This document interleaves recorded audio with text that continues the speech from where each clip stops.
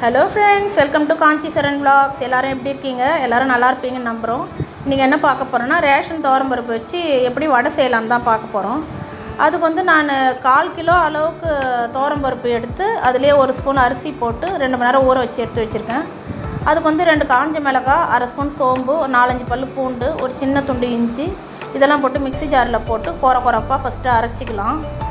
அதை அரைச்ச பிறகு அதுலேயே பருப்பை போட்டு ஒன்றும் பாதியமாக, அதாவது குறப்பாக இருந்தால் வடைக்கு நல்லாயிருக்கும் இல்லைங்களா, அந்த மாதிரி போட்டு அரைச்சிக்கலாம். இப்போ பாருங்கள், பருப்பு அரைச்சிட்டு வந்துட்டேன்.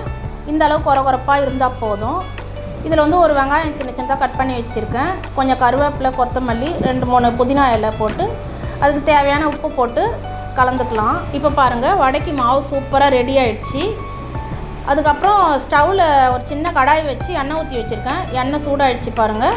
இப்போ சின்னதாக வடை மாதிரி தட்டி போட்டுக்கலாம். மீடியம் ஃப்ளேமில் வச்சே வேக விட்டுக்கலாம். அப்போ தான் உள்ளே நல்லா சாஃப்டாக வெந்து வரும், மேலே நல்லா கிறிஸ்பியாக இருக்கும். இப்போ பாருங்கள், வடை நல்லா 2 பக்கமும் வெந்து வந்துடுச்சு. இதை எடுத்துக்கலாம். பாருங்கள், ரேஷன் கடை துவரம்பருப்பில் செஞ்ச வடை சூப்பராக ரெடி ஆகிடுச்சு. நீங்களாம் இந்த மாதிரி செய்வீங்களான்னு சொல்லுங்கள். நான் அடிக்கடி செய்வேங்க, டேஸ்ட் ரொம்ப நல்லாயிருக்கும். இந்த வீடியோ பிடிச்சிருந்தா லைக் பண்ணுங்கள், மறக்காமல் சப்ஸ்கிரைப் பண்ணிக்கோங்க. இதோட நெக்ஸ்ட் வீடியோவில் பார்க்கலாம். ஓகே ஃப்ரெண்ட்ஸ், டாட்டா, பாய்.